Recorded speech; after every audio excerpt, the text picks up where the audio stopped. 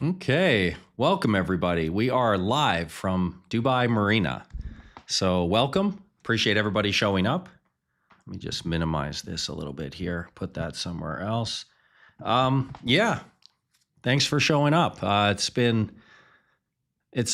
quite a few days, as you can probably imagine. So pretty casual today. For anybody who's new here, they might not tune into our live streams regularly, but I will typically do investing, options trading related stuff, do a couple presentations, but today's going to be pretty casual. I basically just wanted to hop on, obviously let everybody know that I'm okay. I've been getting a million emails, but also I'm sure there's a bunch of questions about what this kind of thing does to the markets typically, and what what our portfolio is going to be doing, how we're positioned to take advantage of this, or maybe sidestep the trouble.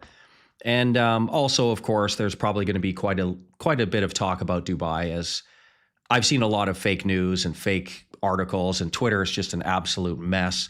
A lot of videos, posting this is showing all these rocket fires, and typically it's just people who are, probably sitting in Miami just tweeting stuff about Dubai. So if you have any questions, you can ask somebody who's quite literally sitting here in Dubai, safe, happy, feeling pretty good. Of course, it wasn't great. I'm not gonna try to sugarcoat it. It was bizarre, but yeah, pretty casual. You can just get your questions in the chat. One thing I do want to say though, I really do appreciate all the emails. I got a ton, probably hundreds to be honest, a few hundred at least.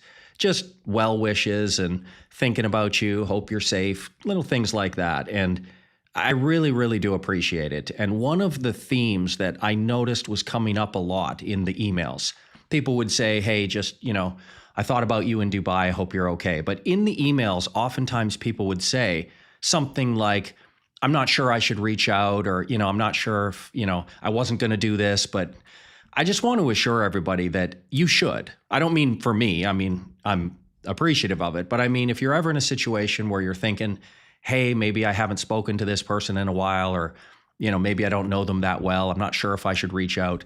I just want to encourage you that it is the right thing to reach out. It actually does feel good for the person to hear those well wishes. So don't skip it ever if you're ever on the fence about whether you should contact somebody.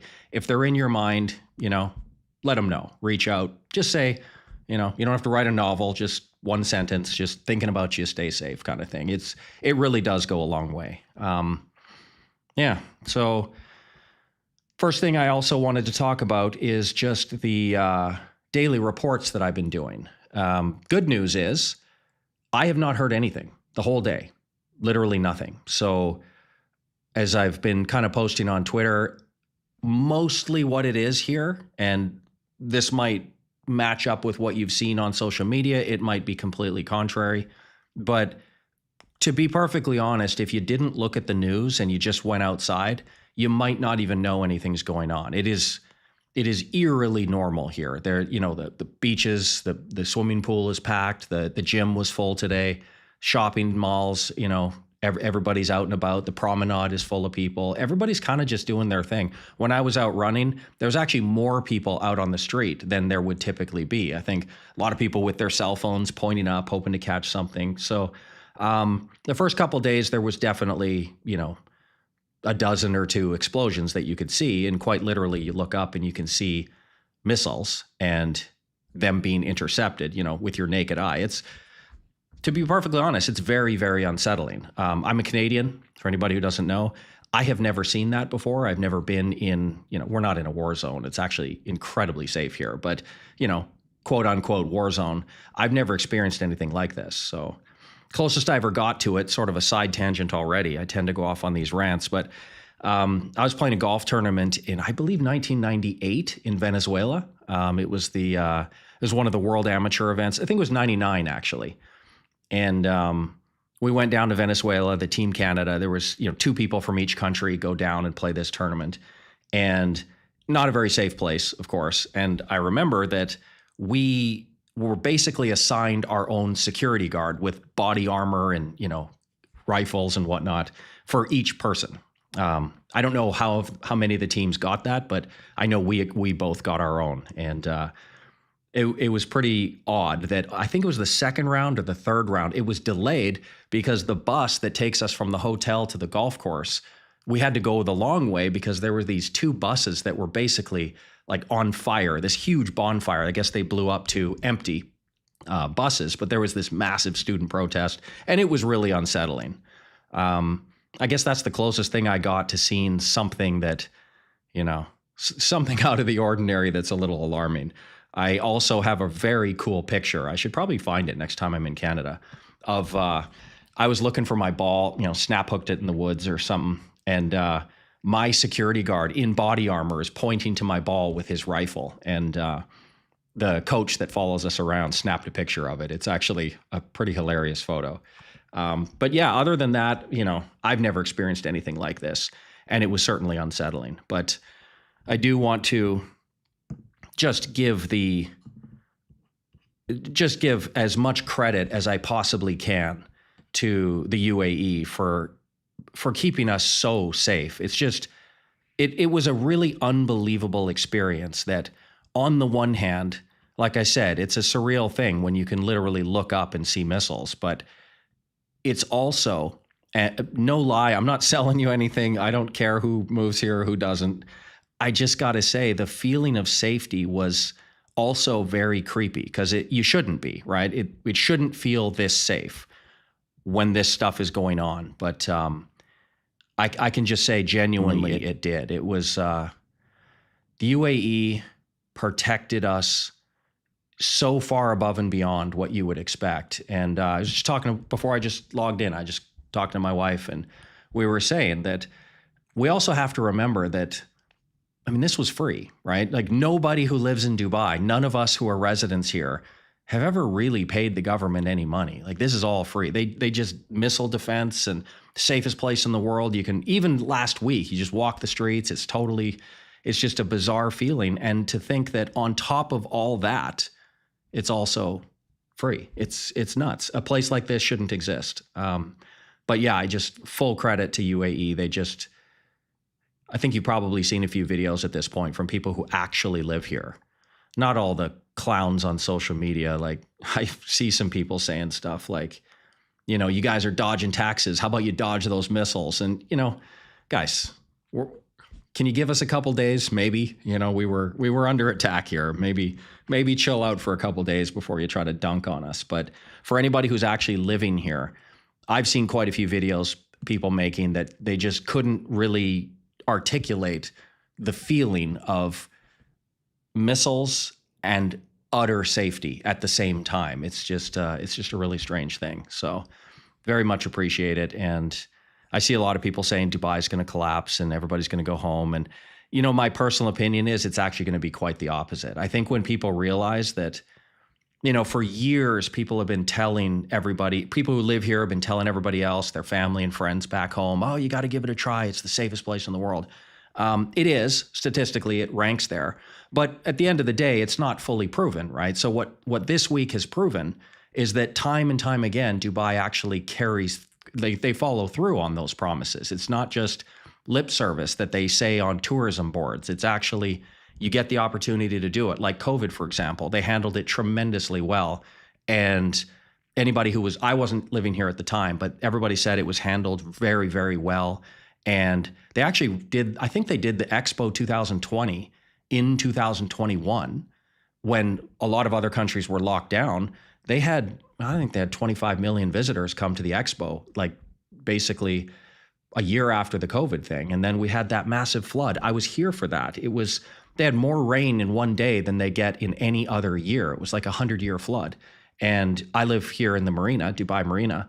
I think some districts were prioritized a little bit more, but the first day was a mess. Like, you look on the whole sidewalk was just washed out, and I couldn't believe it. It was an absolute disaster.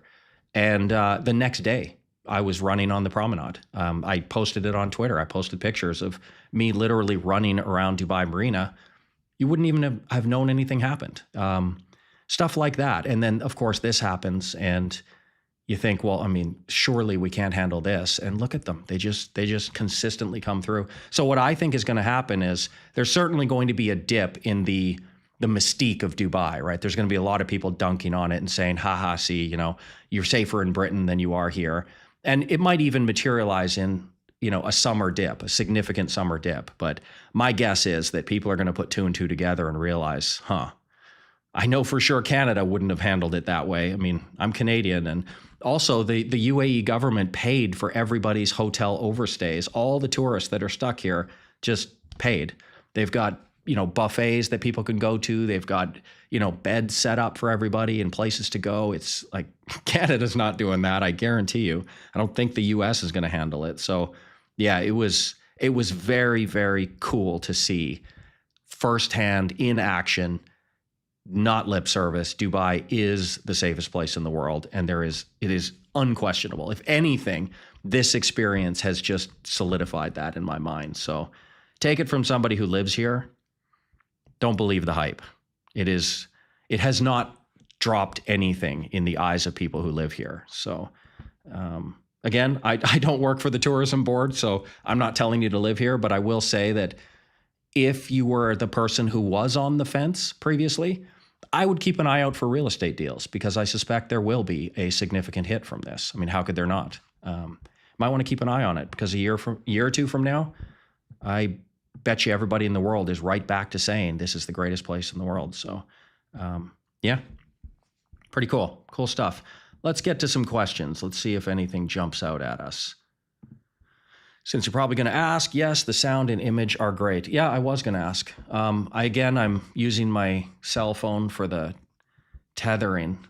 So if I drop out, I guess I drop out. But I didn't drop out because of the reason you think. If suddenly my internet drops out, I haven't heard an explosion in 12 hours at least. So I think we're past most of it, to be honest.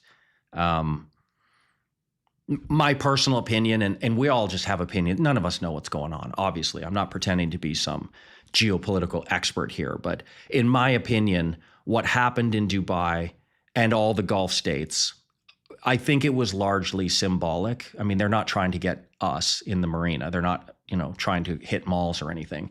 It is the military bases, and they've got their propaganda campaign internally to maintain as well. They have to represent themselves in a certain way to their people.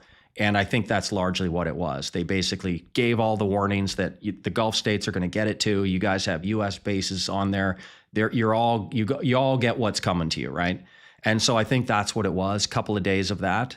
But overall, I don't think it was in any of those countries. I don't think it was meant to hurt civilians. And also, this is a war of basically attrition, right? We don't know how many missiles and drones and interceptors Iran has, and certainly Israel and the United States, when they started this campaign, there was a lot of internal rumblings talking about how they don't have the assets for a sustained attack. They're actually quite depleted in the last year or so. And this was not advisable on their end either. Like, they're not ready for a long campaign. So I suspect Iran isn't either. It's a fairly poor country. And so for me, again, total rookie geopolitical know-nothing type of guy, it strikes me as kind of a waste of assets to lob them over to UAE when they're all going to be intercepted anyway. You might want to actually keep that for the task at hand. So I suspect, I could be wrong, and I hope I'm not, but I suspect it is largely over here. They are opening the airport, limited, basically just trying to get people who are stranded here home, probably diplomats at the highest priority, and then maybe all the rich people too. But it's normalizing, I hope, right? But that's my take on it. Glad you're safe. Thank you. Really, really appreciate it. Wife watching, should be sleeping. She's in Taiwan. She handled it like a champ as well. She knows that this is not ideal. This is not what, I certainly would have liked to just happen to have been in Taiwan at the time, but it is what it is. And sometimes you just have to, as a stoic man, you just have to kind of deal with what comes, and you got to just say, okay, this sucks. I remember I was in Canada, like, of all the times to go back and visit my mom in Canada, I went back on, I think, February 22nd of 2020. I went back literally 2 days before COVID started. And it wasn't long before I was stuck there. And so I actually was stuck there for a very long time. I told this story before, but the only way for me to get out was to, as we used to say, because of the YouTube algorithm, go to Bill Gates's house and do the thing, get on the airplane and leave. And we actually, because Taiwan also had restrictive rules, we both had to meet in the US in Las Vegas to get married for the purpose of having a marriage certificate so I could get back into Taiwan. So, I mean, obviously, we've been together for 16 years. We were going to do it anyway. But yeah, we actually flew to Vegas to get married so I could get back to Taiwan. And I also was unfortunately forced to go to Bill Gates's house. But yeah, these things you just got to deal with it, you know. Life is not always exactly how you planned. Ray Kurzweil is portraying AI like a utopia, but he doesn't have a solution on how people are going to get universal basic income and have people, products, and invest. Your thoughts? I don't know who that is, but I largely align with this. I'm a skeptic about how all of these mutually exclusive things are somehow going to miraculously work out for everybody. Like a couple of them that I sort of consistently talk about is the AI thing. On the one hand, they tell us that everybody's going to be out of work, but don't worry. There's going to be so much productivity and so much money going around. They're just going to give us all a bunch of money. And of course, they also say that their stock prices are going to be through the roof as well, of course. But again, don't worry, don't save for retirement. Money doesn't mean anything. Elon Musk literally said that. Don't save for retirement. Money won't matter. But I agree. They have not explained how, certainly in the US, 70% consumption. Okay, who's buying the stuff that gets your stock price to that level, that has the productivity and the revenue to actually give us basic income? And even if you were to do that, the money's still mine. Like, you sent me the money and then I bought your product. This is just us putting the same $20 in each other's pockets over and over again. So that seems to be a contradiction. And then the other funny one to me is, not to hack on Elon Musk, but again, he's the guy that's championing the population decline being a huge deal. But like 2 minutes ago, you just told me that everybody's going to be out of work. So why do we need a growing population? It would seem to me like 1 billion people on the planet unemployed is a little better than 8 or 10 billion people unemployed. So again, kind of a mutually exclusive thing going on there, where I guess we need to immediately start having babies, everybody, but also birth them all into unemployment for some reason. So yeah, I don't know how they're all going to work this out. I don't think it's going to work out well. And really the only thing that I've been counting on, the two things that I've been counting on and sort of encouraging people is, one, none of us know what's going to happen. So you just have to have a very diverse skill set. It's really the only way. You have to be the type of person that could pivot if you wanted to. You know, to tie it all back to the Dubai thing, you can't be the type of person that panics because there's missiles in the sky. I didn't want that to happen, right? But it did. So I have to be able to live my life and continue on and just overcome. You have to. And the skill sets of being able to maybe lose a job here or lose a business stream or a revenue stream here, but then pick it up somewhere else. That's the one thing. And the second thing is, history does tell us that there's lots of, earth-changing technologies that come along that do replace massive swaths of employment. But what we also find consistently in every single one of them is that we replace them with new opportunities and new industries. So it is entirely possible that that is the case, that we just can't see it yet, right? I'm not a type of person that is really trying to predict the future. I'm just counting on the fact that I know personally, for me, pretty diverse skill set, pretty hard worker. I think I'll be okay, whatever comes.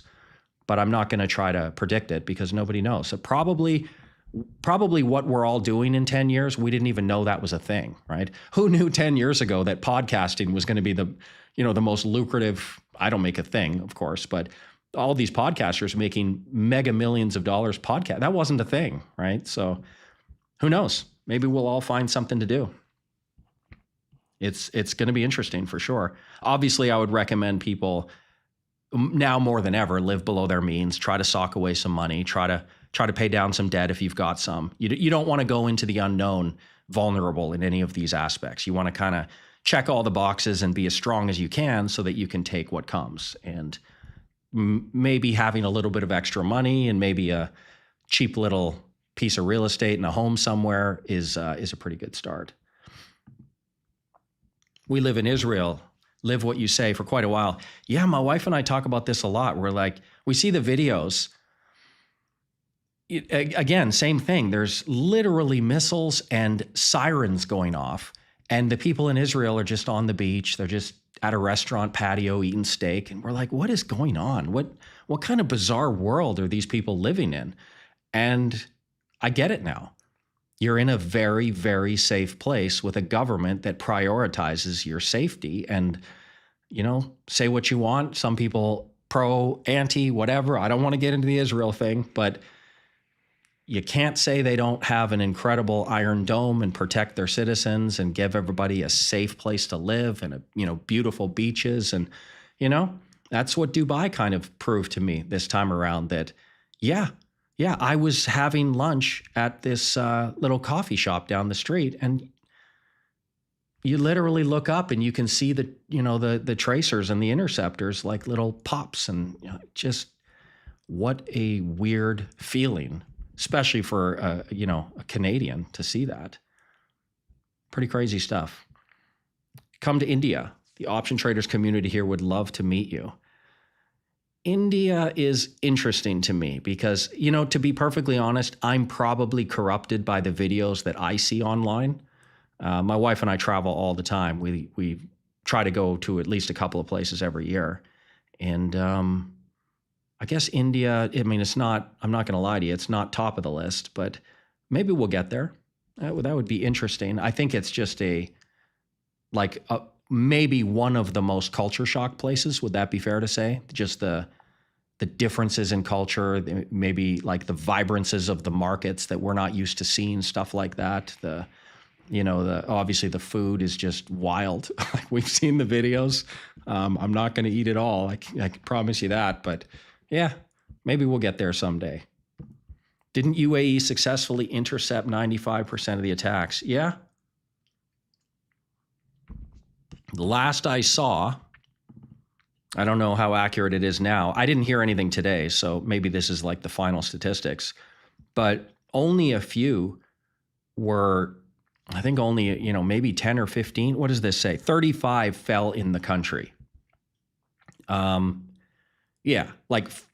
in the country, basically landed. That's a large swath of land for debris to be falling on, meaning it's just, there was only one incident, basically, and it's super unfortunate. Can you imagine one person died? Like that's horrible. Obviously blessings to their family, and that's terrible. But by and large, it was a phenomenal success. You don't want to diminish the family that lost somebody, but at the same time, it's just a ridiculously impressive defense system. And I, for one, am hoping that they can keep doing this just in case it's not over. I don't know the answer to that question. I just know that if I was in charge of Iran, I would not waste any more ammunition on the other Gulf states. I would focus my efforts on staying alive as long as I could till the U.S. and Israel run out of ammunition, which they were low on in the beginning.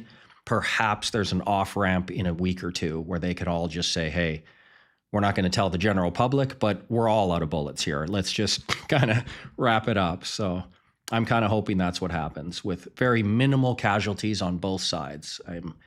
I'm not hoping anybody loses their life. Have you introduced any AI tools into your workflow or research activities? And if so, what do you use and how?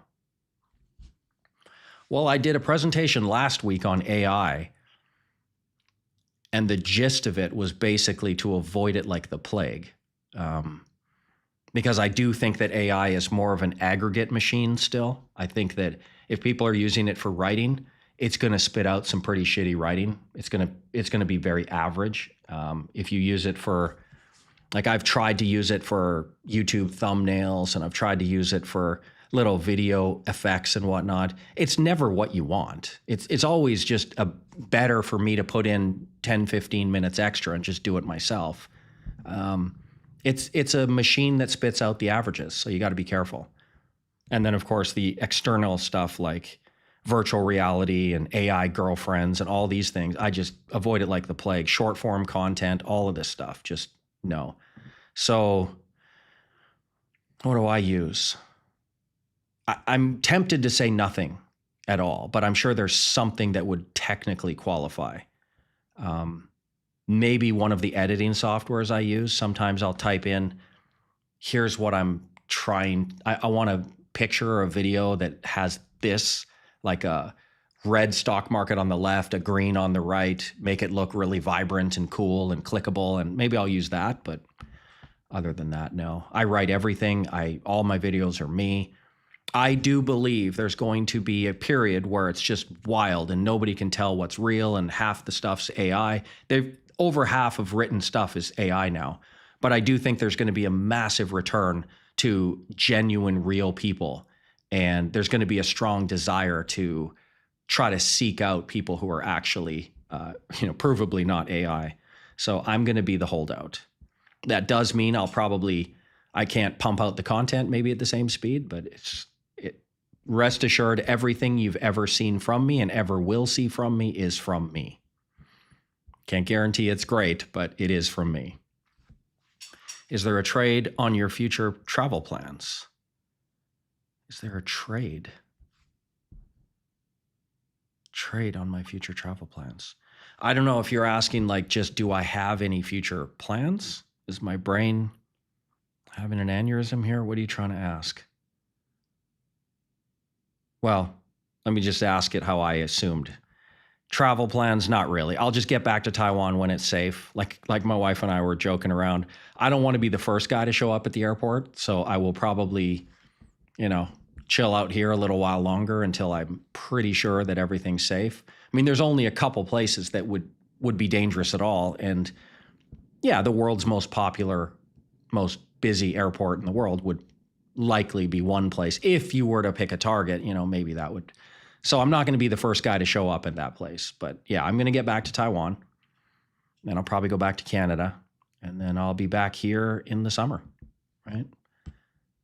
Yeah, I'm just going to live my life. On that point, you were wrong a few days ago. You did say that Iran will not target UAE and focus on Israel. And in fact, 63% of the missiles Iran shot were to the UAE. That was surprising. I mean, totally caught me off guard. I don't know what I said. I can't really remember, but I do feel like my opinion was more like they'll shoot 2 or 3 token rockets at each of the Gulf states and kind of call it a day. I think maybe try to start a fire, get some video or something for your internal propaganda machine and say, we stood up to the big baddies. But I was clearly not expecting this. And I don't think anybody in Dubai was. Why are you targeting us? Like, we didn't do anything to you.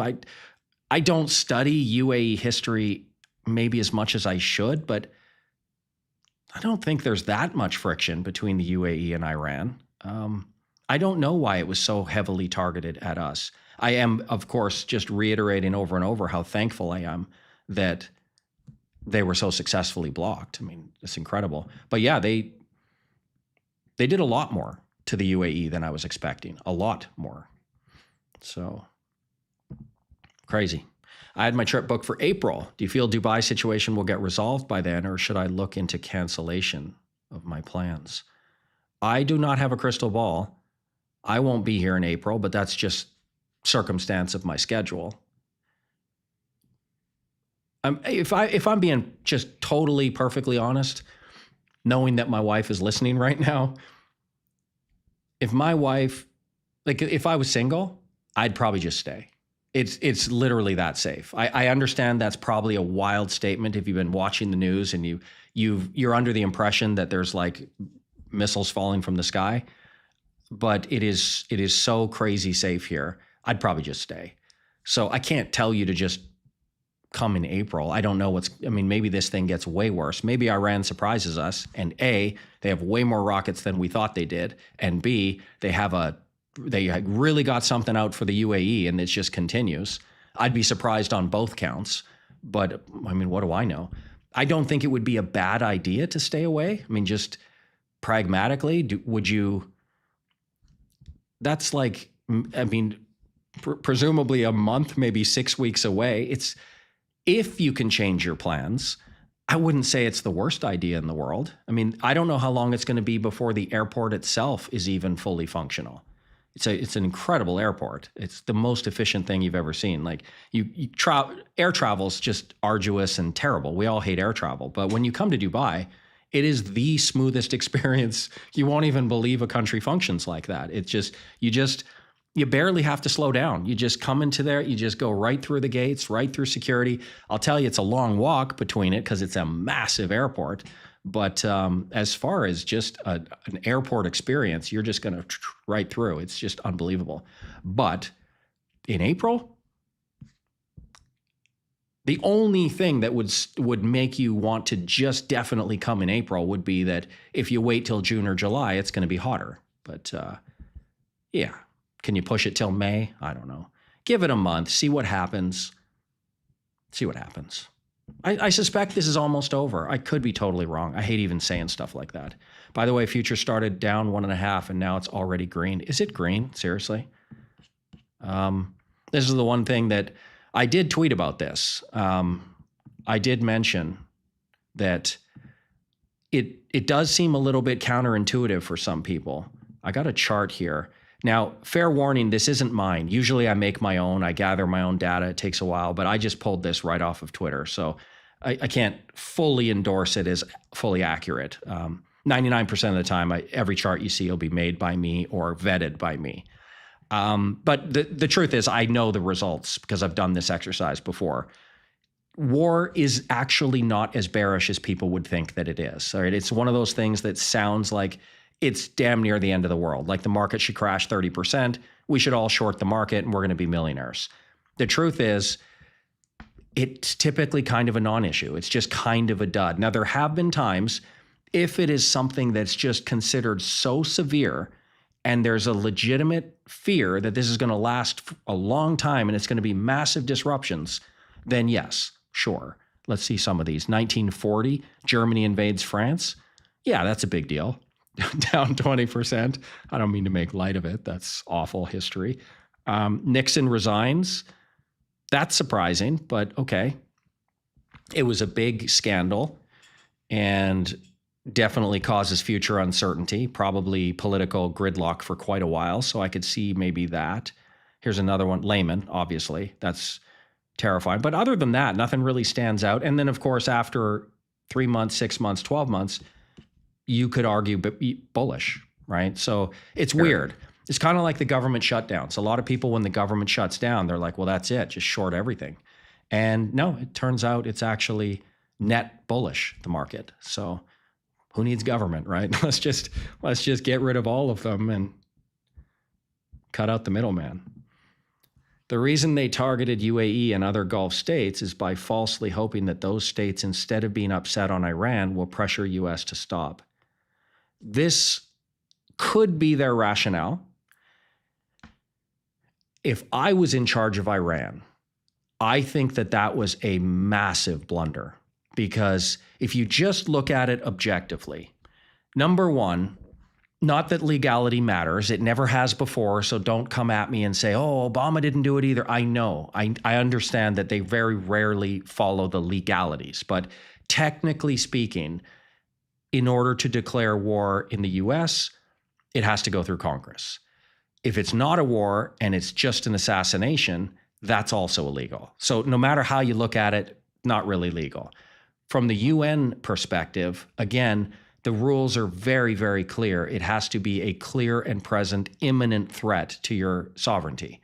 That would be very hard to argue in court as well. So, A, this is illegal. Nobody cares. They've been doing this for a long time. I'm not saying like, oh, Trump, they all do it, right? The second thing is very, very unpopular domestically, right? The latest polls that I saw show that roughly 25% of Americans support this. And my guess is that maps on very closely to Trump's solid ride or die base, that no matter what he does, they'll go for it. So I suspect that really, if they're really honest with themselves, probably it's way less than 25%. I think most people are kind of On the one hand, we're talking about a brutal dictator, a brutal regime. On the other hand, it's hard to imagine this helps improve American healthcare or the infrastructure or chip away at the $1 trillion they spend on just the interest on the national debt. So I think it's super unpopular domestically. It's also one of the most unpopular invasions internationally. Very few countries that typically just by default jump on board have not. So to me, this was kind of an unforced error by Iran. I think not that anybody's going to be fully on their side. Like I said, let's not kid ourselves. There's only about 20% support for the Ayatollah anyway. So I don't think anybody in the West is going to mourn the loss. But at the same time, this is a situation where you could have gotten a little bit of international support if you sort of played the defensive, hey guys, we were going to negotiate, what's going on? Even the team from Oman was saying that they actually made concessions that they've never made before. They went further than they ever have in the concessions, and that was just a ruse to get them to negotiate, and then secretly they were going to do it anyway. I think it's a mistake to attack the Gulf states because you could have gotten a tiny shred of additional support, right?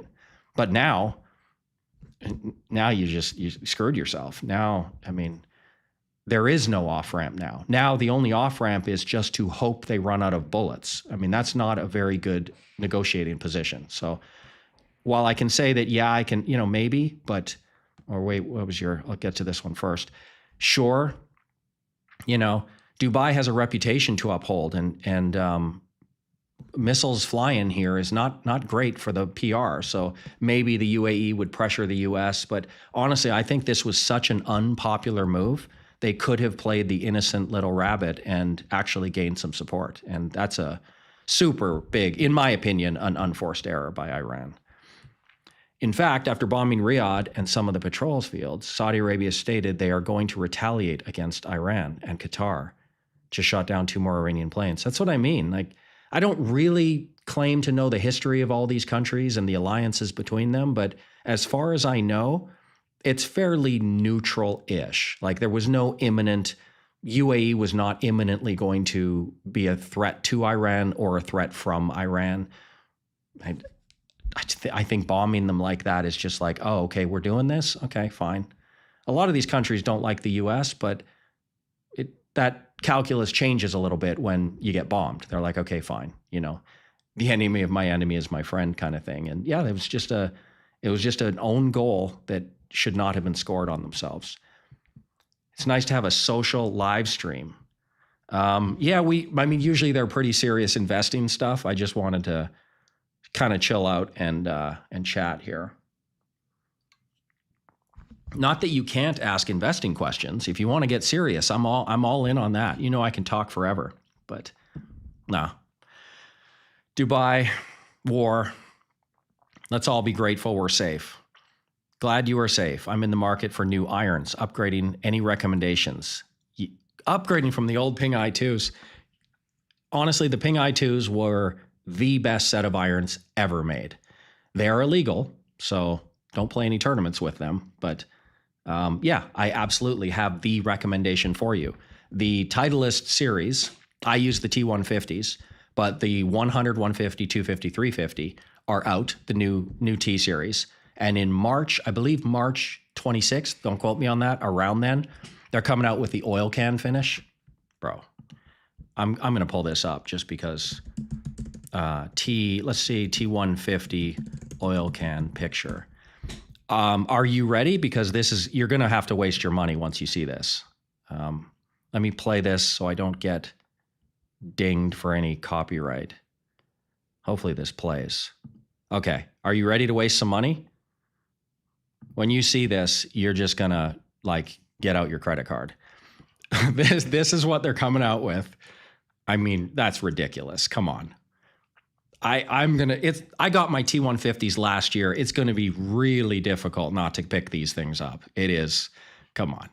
So there's your recommendation. But if you want a couple more, I'm kind of a sucker for these cool sets. So if you use blades, I would go with the Mizuno Pros that are the Augusta green finish. I think they're about $700 more than the regular set. Or you could go with the TaylorMade P790s in the black finish, the black onyx finish. Those are pretty sweet too. And on those, you can actually color the hosel. You can get green or red. It's just, yeah. Get something that stands out and makes you want to, you just got to get to the golf course and hit these things. But those oil cans, they're going to sell. They're going to sell out. So if you want them, reserve your set. All right, David Jude, long time no see. Glad to hear you're safe. Thank you. I've been trading vol since 2015. I am fully aware. I tracked all your strategies. And what worked well most of the time has struggled since 2024. Have you seen something similar? If so, do you see it as temporary? I do see something. I mean, I know exactly what you're talking about. The short vol trade, I've been talking about it for years. It's a pretty even divide pre and post 2018 Volpocalypse. I mean, to be perfectly honest, what am I looking for here and why am I not on screen share? It's just something that I track. Like, of course, for us as short vol traders that are trend followers, I know how your strategies somewhat work. I don't know your secret recipe, but somewhat. I mean, you short vol during mid to low and basically money falls from the sky. But from 2011, I started trading them right out of the gate. I don't know, you said 2015. But yeah, you had a couple of years where it just low vol mixed in with very pronounced punctuated spikes, which are also fairly easy to either sidestep or just take a daily loss, move to safety. The trend starts again, the market bounces, and you make your money back 2 weeks later, and you're back at all-time highs. But volatility has been hovering around the safety range signals a lot more than usual. So it's easy to trade vol when you're hanging out here in the easy low range and then getting some very severe DEFCON 1 type of spikes. That's easy trading. What we've seen in the last 6 or 7 years, and it's the last, since July 2024, it's kind of been very pronounced. That's a stark line of a lot of people's strategies started failing in July 2024.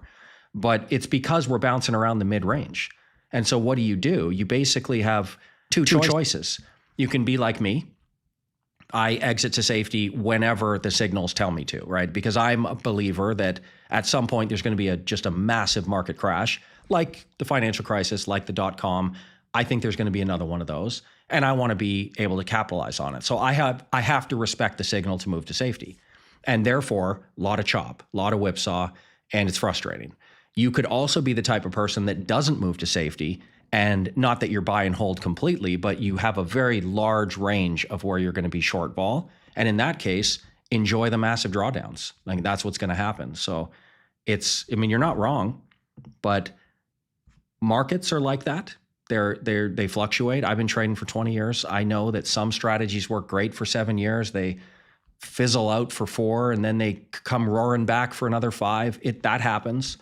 And so the short vol trade is not dead.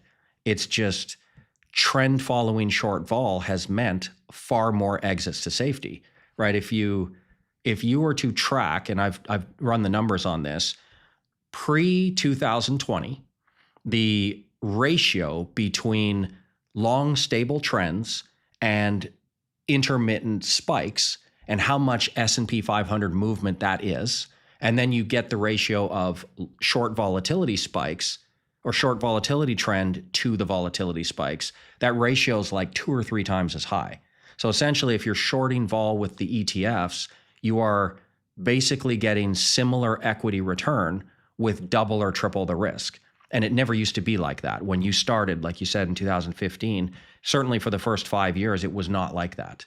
But now the ratio is so skewed that I would say you'll make more money in equities, right? That's our best strategy of the 3 that we trade. I hope that's not a video. Hopefully people can see this. Can they see this? I don't know. Can you see that? I don't think so. Damn, that's not working. I flashed a whole bunch of stuff. I'll do it a different way here. I will do it on a spreadsheet that I know you can see. just to be sure. But our strategies pre-2020-ish, tactical volatility was my top strategy for like 6 or 7 years. But in the last 5 years, consistently defensive rotation, which uses 2 times the NASDAQ, has made far more money, and it's actually been roughly the same drawdowns. So we're in a period where short vol ETFs don't have the advantageous risk reward that they used to. And I remember talking to you about that maybe a couple of years ago, if I'm not mistaken, just when it started getting more difficult. I expect this. I expect that some strategies, you could have the best strategy, and yours was crushing it objectively for a number of years, but then it is not surprising at all that it's just going to go through a long period of, you could have 4 or 5 years where it's flat, and you better have, I trade more than 10 strategies, but 3 main ones at VTS and 6 or 7 primary option strategies. I don't know which one's going to do well in any specific forward environment. So I trade all 10.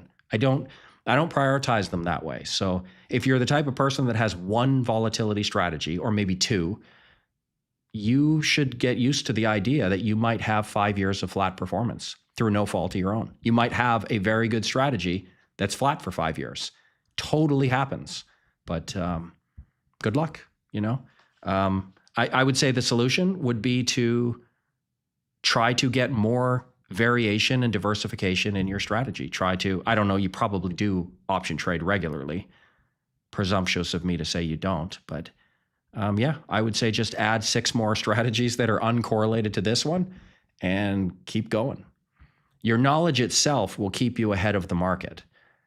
You just have to have a more diversified portfolio of strategies that are well built. And then just, I'm as surprised as anybody at the end of the year which one of my 3 strategies is the winner. I can't say 2027, oh, this one's going to win. How do I know? I just know that combined, we're going to do just great. So news on Jane Street has kind of been swept aside, but would like to hear more professional trader commentary on that topic. I wasn't really keeping up. I know I really, really try my best to avoid social media. And I have said this a lot in the past. I am the worst person to ask about stuff like this because I don't really look at anyone else's work either. I just keep my head down and do my own. So I don't know who's saying what and what asset managers are doing what. And this whole thing, I saw something about this, but I have to just say, I don't really know. I'm sure it's interesting because it was kind of all over the feed. But all right, so as far as I can see, sometimes it doesn't show me everything, but as far as I can see, that is it for the questions. So who's moving to Dubai? Who's coming with me? Trust me, it's an awesome place. The thing that always is kind of disappointing to me, and of course, one thing that's very disappointing is that now is not the time to dunk on anybody, no matter what you think, right? It's just, that's not cool. But Dubai is one of those weird places that just gets, if you were to track a place in the world, there is no other place that has as much raving 5-star reviews and absolute 0 out of 100 reviews. Dubai is the place people love or they love to hate. And it's just always going to be that way. I've tried to figure out why. Like, I don't mean to be disrespectful, but I don't care where any of you live. It doesn't bother me. It wouldn't even occur to me. You say, oh, I live in Miami. It wouldn't even cross my mind to go on Twitter. Oh yeah, you like Miami? How you like those, club girls and OnlyFans girls? It wouldn't occur to me to do that. I wouldn't waste a second of my life. But for some reason, Dubai is just a place people love to hate. And I just don't know why. I think, honestly, this may sound, insensitive, but I think some of it has to do with jealousy a little bit. Like, it's a place where it's not going to work out well unless you run your own business and you're totally independent of everything else. Like, and even, not having kids that you have to rip out of school. Like, it's not easy to move here. It's not for everybody. Most people can't. And so I think that's what it is you see this Instagram lifestyle in Dubai, and naturally people kind of want to join in, but it's just not a place that's suitable for very many people. So I think that's part of it, is just, hey, if I can't go, might as well hate on it. It's kind of like, sometimes you'll hear people on Twitter like, oh, I would never buy a Lamborghini. Well, you can't afford one, so it doesn't really matter what you think, right? Maybe it's one of those things. I would never date a model. Well, they're not knocking your door down, so I think you're safe there. But people like to hate on maybe things that they want and can't get. I don't know if that's super insensitive, but I can't figure out why Dubai gets so much hate. If you don't like it, seriously, don't move here. Nobody's forcing anything.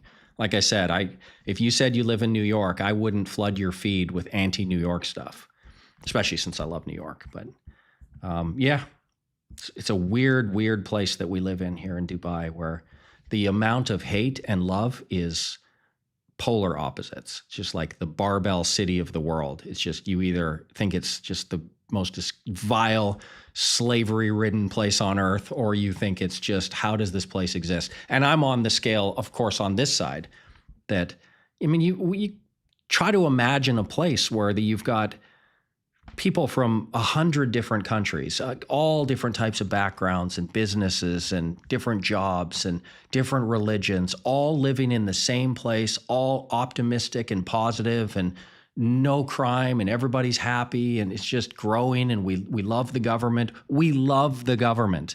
Think about that, how wild that statement is. I'm Canadian. I have never uttered the words, I love my government. In my life, I've never uttered those words.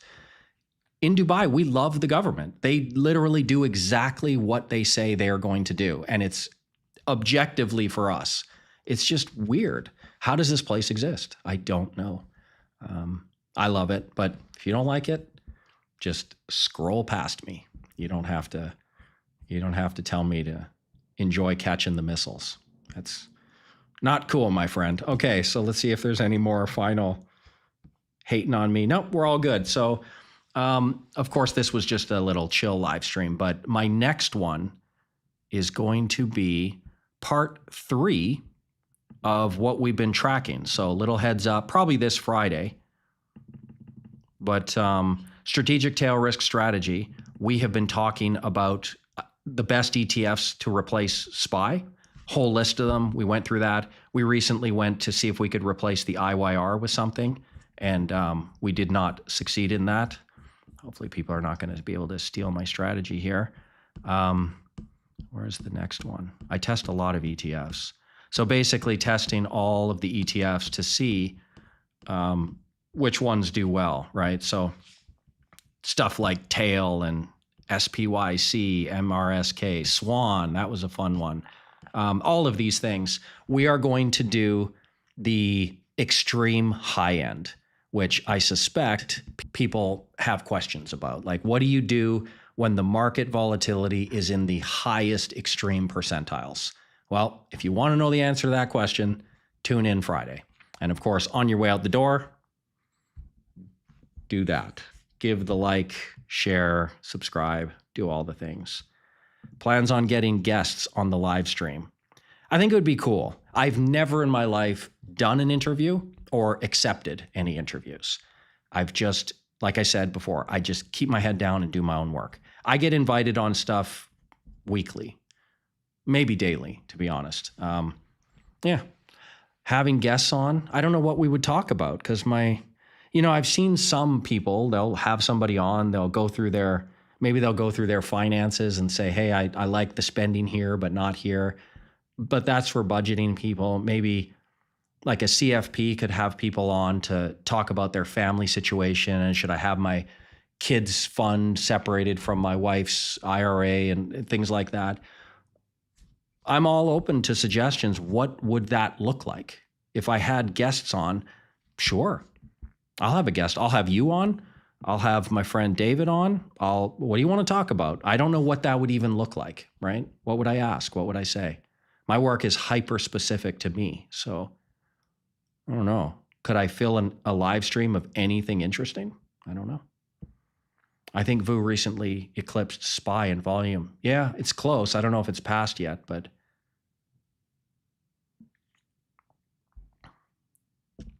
yeah, it's basically identical. I mean, I know a lot of people look at the fees are lower here on this one versus that one, or the yield is a little bit higher on this, and so that's the better one. But the only way to know is to actually download the data and get the results, because sometimes it does appear like the fees should be lower, and then you track the numbers, and the financial industry is quite efficient. You might find that, I believe VU might have lower, I think SPY's 0.09. What is it? Let's see. Let's see if I know anything about what I'm talking about. Of course, I'm not a buy and hold investor, so I do not care. I just care what the ETF does at the times that I will specifically be holding it. So SPY is 708 billion, expense ratio 0.09, yield 1.05. Wow, dividend yield's getting low on the S&P. And then here's VU. That can't be right. 1.5 trillion? That can't be right.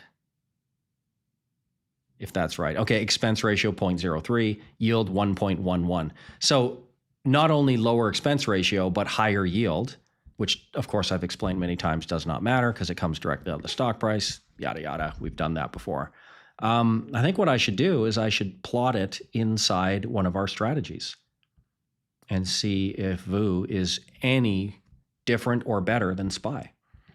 I suspect no. I'll do that soon. Speaking as an American, I'm cynical. It is sad that we have so many laws that every person commits 2 felonies per day. So if this is illegal, it isn't more illegal on average than a normal day. I mean, I understand because, I keep saying I'm Canadian. Whatever you think is going wrong in your country, we are exactly the same, if not worse in some areas. So, yeah. Can you imagine saying, I love my government, I trust my government, I think they're doing great, and they're looking out for me? That is a wild thing to say in this world. But there is one place in the world where that's actually true. I'm sorry about that. I am a rule of law type of person. It's another one of those contradictions, cognitive dissonance that people sometimes have. On the one hand, you'll go on Twitter and you'll see literally hundreds of people talking about how, the laws in the US are being broken and this and that. And then those same people will criticize Dubai for being strict on crime. Did you not read what you just said? You're angry at your country for not enforcing the law, and you're making fun of me because I live in a country that enforces the law. Try to justify that in someone's head. I don't know how that works. I am proud that I live in a country where rule of law matters. I'm from Vancouver. I lived there for many years. Literally crime everywhere you go. I can't let my wife out at night, like she's 7 years old. The street lights are on. You're either with me or you're in the house. It's crazy. And yet people will criticize Singapore. They'll criticize the Middle East. They'll criticize all kinds of places for actually enforcing the law. So yeah, I feel bad for people who, there's a lot of people in the US who don't even think crime is crime, right? You get people who think that's just fine. But I do feel bad for the people that are looking around thinking, guys, we have laws against these types of things. Can we please not do them? And this affects us all. We all live in the same environment here. We gotta, in Dubai, do people, they're not smarter. They're all the same people. You take I don't even know if I can say this on YouTube, but you could there's probably quite a few, I don't know if I should say this. Should I say it? Are they listening to me? Are they listening? There's probably quite a few criminals living in Dubai. I don't want to insult too many people with that. But they come here and they're not. Everybody follows the law. So it is possible. It's the place, not the people. People understand that going to jail sucks. People understand that breaking the law has consequences. But if you let them, there's a lot of people who will break the law. So don't let them. And Dubai's not as strict as people think it is. Like I told the story when I first arrived here. People say, oh, if you jaywalk, you go to jail. I was standing at the corner of Dubai Marina and I was trying to cross the highway, literally a highway, not a highway, but a 5-lane significant road. And there's nowhere to cross. I have to go around the entire bridge. So I'm looking around and there's a cop standing there. And so I just thought, oh, he'll know. So I asked him, hey, what's the quickest way to get across the road? Like, do I have to go up around this overpass? And he looked at me like I was the dumbest person in the world. And he's like, walk. And I said, I was confused. I was under the impression I'm not allowed to do that. He just looked at me like he didn't even understand the words that are coming out of my mouth. He's like, just go across the street. Just wait till there are no cars and go. And I'm like, I was confirming like multiple times. Wait, you want me to wait until there's no cars and then jaywalk? It's like, yeah. Well, this is a major road. Well, how else are you going to get across? It was just like talking. It was such a weird conversation with a cop standing there, a cop and two other guys that were not cops, but I don't know, maybe friends. They're looking at me like, what country are you from? Like, this is how we cross the street, buddy. So yeah, it's, but yeah, don't break any serious laws here, of course. As for why we struck Iran, the conspiracy theories say that the U.S. targeted both Iran and Venezuela to constrain China's energy options. I think that's a story and it's something people cling to. I think a lot of people cling to certain things, but no, I mean, that's definitely not true. Like China's oil reliance is, last I checked, it was 18% in 2023, I believe. In 2026, it's probably down to 13%. I mean, very soon, maybe in a couple years, China's oil, their total energy capacity that comes from oil will be about 10%. Not that long from now. Maybe it's 13 right now. And China's the 5th largest oil producer in the world. So they've got that covered. Like they're growing their energy output per year, mostly based on solar, 10 times as fast as the US. No joke, 10 times. Let me just, so people don't think I am completely lost my mind. I'm putting together something. This will be, I mean, this is,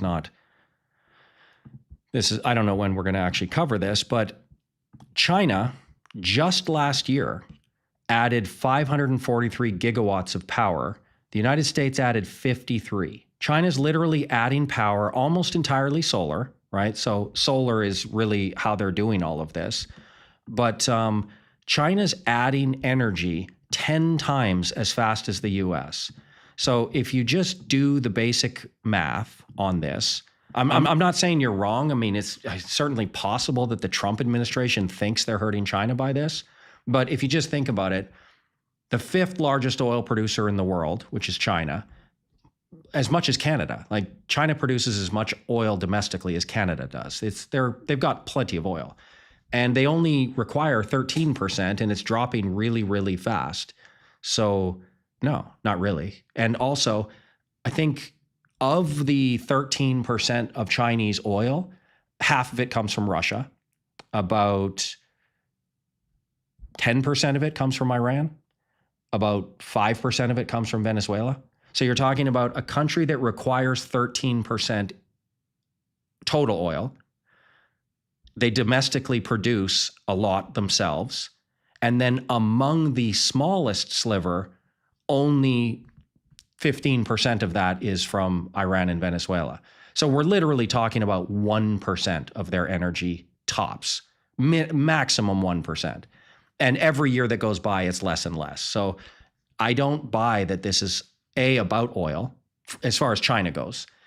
The United States is about 75% reliant on oil. Now, they are the world's largest oil producer, but they do rely on an insane amount of oil. Their alternative energy is terrible. They have 0 nuclear plants being built. China has 30 being constructed right now. So yeah, it's really hard to convince me when I'm just looking at this, just the pure numbers of it all. It's pretty hard to convince me that this has anything to do with Chinese oil. It's a mosquito on their economy. It's kind of like the tariff stuff where everybody said, oh, this is 4D chess, he's crushing them. 6 months later, they rerouted everything and they recorded by far the largest trade surplus of their life. Like, I don't think people understand. The only reason China imports oil, even to begin with, as the world's 5th largest producer, is because there's an advantageous way to pick up really cheap oil from Russia, Iran, and Venezuela, right?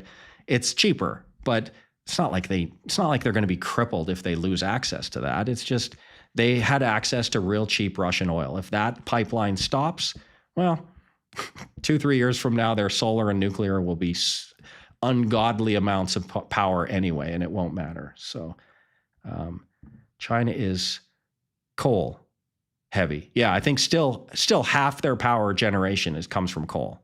Anytime they could copy refinery if necessary. Yeah, they are. But the thing about China too is that it's the trend, not the existing system, that you have to look at. They produce double the power that the rest of the world does, almost combined. But it's the trajectory. They're growing at 10 times faster per year. So yes, they're double now on a raw basis, but they're 10 times growing faster. It's exponential. And they are not putting any R&D or future investment into oil and gas and coal. None. It's almost all alternative. They're focusing on solar, wind, a little bit of hydro, but solar's really taking control, and nuclear. They have, I think India's number 2 or something with 6 nuclear plants being built right now. China's got 30. The US, of course, 0, not even a shovel in the ground. So the US is the oil country. That's what they are. They're a massive producer, so they're probably fine, independent, but that's not a way to look into the future. And even Elon Musk is just screaming at the top of his lungs on Twitter, like, this is a problem, guys. Solar's the future. What are we doing? Oil's great. It's abundant in our ground, but let's move towards the future. So wow, that was a long answer. I don't buy that. If you do, great, but I'm just looking at the numbers. This is an oil interference, the magnitude of a mosquito as far as China's economy goes. Okay. Did that one. What happened to the Iron Condor strategy? Well, I still trade it all the time. I think I still have one. I should check it now. I trade Iron Condors all the time. It's one of my top strategies as far as capital allocation. How's my Condor doing? Is the market up today? It's up 0.1. Yeah, I just throw them on. I just churn, recycle, available 2 to 3. I was hoping for more volatility because, as you know, when I trade Condors, I like to open them during mid to high volatility. So I was kind of hoping for a 4 or 5% correction where I could layer 3 trades at the same time going. But it's just not officially in the portfolio because every time I say this, there's going to be additional follow-up questions, but we're going to have the options community completely separated from VTS. And so I've just decided to separate them. So Iron Condors, I'll still keep the course in the library for everybody at VTS, but Iron Condors go over to VTS options. Seems to make some sense. Solar. I don't believe PRC and CCP agreed with ESG nonsense. The solar question mark. Are you doubting the solar future? I think the future is undoubtedly solar. And unfortunately for the West, and I don't say this with any joy at all because I'm on Team West, but China has locked down the solar industry about 90%. Like, the word solar is now absolutely synonymous with China. So we in the West are kind of screwed. So US is the oil company. Every time you see something happening, oh, they're invading Venezuela. Oh, they want something to do with Iran. That's oil for them. That's something to do with their internal stuff. That's not China. China's on a rocket ship to solar and nuclear, and it's an unstoppable force. It is so exponentially more than us in the West. I mean, obviously they make Canada we're a shameful country that cannot get anything done. Just same as the US, but certainly in Canada, unbelievable political gridlock. Nothing exciting in Canada has happened in 30 years. There's not been one project that you're like, yeah, that is going to be cool. They're doing that cross-country rail system. I can't wait till that's done. There's not one project that get Canadians excited about anything. Just okay, so you are doubting solar. I don't research it maybe as much as you do. I mean, I know what thermodynamics is, but I think you're definitely, I think a lot of people have the knee-jerk reaction to look at static numbers. So I think what you're probably getting at here is that the storage capacity doesn't match the expenditure to get the solar up and running. But I think people do have a problem seeing into the future that the technology 2, 3, 5 years from now will obviously advance, right? So you could certainly make a case that maybe now there is still an inefficiency there, but China has obviously full steam ahead. They see the future, that whatever inefficiencies exist there, they will figure it out, and it's going to be the future. Elon Musk, of course, agrees, and pretty much everybody who runs a energy-based system understands that at some point the world will be 100% solar. It's obviously the long-term future. We'll all be long dead by then, but yeah, I disagree. I think solar is awesome, and I hate it that China is the 90% world leader on it. I sure wish it was the United States or Germany or Canada, but it's not. It's China. The whole world is going to be begging for Chinese solar technology very, very soon, and oil is going to be obsolete. And our leaders are arguing back and forth about the dumbest shit that doesn't help anybody in our own countries. Canada, I haven't been excited about anything the government announced in decades. So why is the UVIX not running 2 times to the VIX? That is a good question. This is going to take a little while. Should I make this the last one? Volatility ETPs trade based on the VIX futures. So the VIX futures is not even remotely the same thing as the VIX index, even though both of them say VIX in it, which is confusing for some people, which I wish that they would somehow be able to change the name. But VIX futures, the UVIX, runs entirely based on the value of these 2 VIX futures contracts. If those go up as basically we call it a VX30, it's a constant 30-day rolling maturity of VIX futures. So it's a combination of these 2 prices. At the beginning of the month, it's basically, all of this one, and then it rolls to the back. And at the end of the month, it's all the back. This one disappears and it goes to these 2. And then same process over and over and over again. So the UVIX is entirely based on the VIX futures. But the missing component here is that the VIX index derives its price entirely based on S&P 500 options activity. So these are entirely separate things. Now they are correlated. They're about 70% correlated with each other. So if the UVIX goes up, there is a pretty decent chance that the stock market's going down, right? And if UVIX goes down, it's probably a fairly low volatility, stable market, like 70% correlation. But as far as tracking numbers wise, like the UVIX goes up and it's supposed to be 2 times leverage. If the VIX goes up 5, how come the UVIX doesn't go down 10? It doesn't work that way. It's totally separate underlines. They're not related at all. So that's oftentimes confusing for people when they try to match the VXX, which is a 1 times product. How come the VIX is up 5 and the VXX is not tracking 5%? That's why. So you have to study the underlying and understand that this is essentially why I use so many different volatility metrics to combine to get the signals, because one single signal can totally give false readings. The VIX futures is a freely traded market, but that doesn't mean that those traders who hold those futures know what they're doing. The VIX index is based on S&P 500 options activity, but that doesn't mean that if the VIX is going up, that suddenly means the market's going to crash. Maybe not. Maybe that's a whole bunch of hedging on a very large net long equity portfolio, and it actually means the opposite. Maybe it means traders are really getting hedged and really insulating themselves, and actually the market's probably going to go up when the VIX goes up. It could mean that. So you have to kind of get your signals from multiple different places and then try to put them all into not to plug my own work, but you've got to kind of get it all so it makes sense, and then you can basically just get a trade signal from it. What am I looking for here? I founded VTS in January 2012.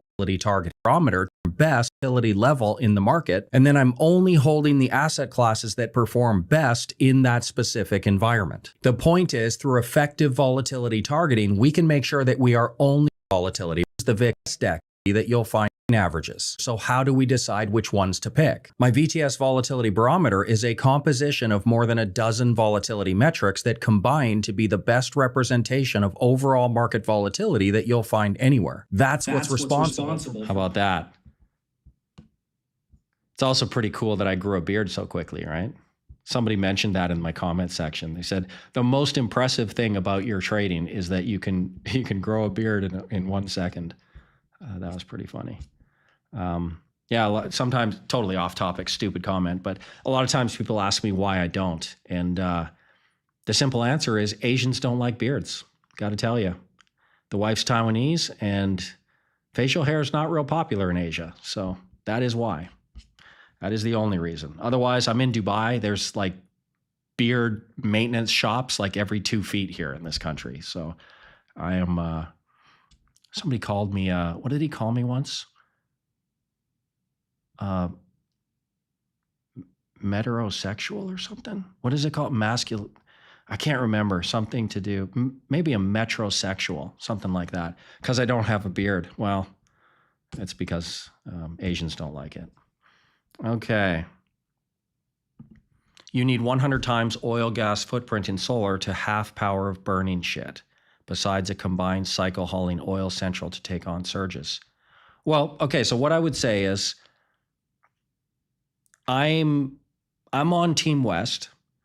So obviously, given that the United States is the world's largest oil producer and they have an economy that is 75% based on oil, I hope you're right. Canada is a very large oil producer as well. Given our population size, we are even larger than the US, right? But as far as raw numbers, we're not. But Canada is also synonymous with oil. And I'm from Alberta. I was born in Calgary. I hope you're right. But I suspect you're not. I suspect that China's on the right track and their rapid, insane 550 gigawatts of just solar power added in 1 year.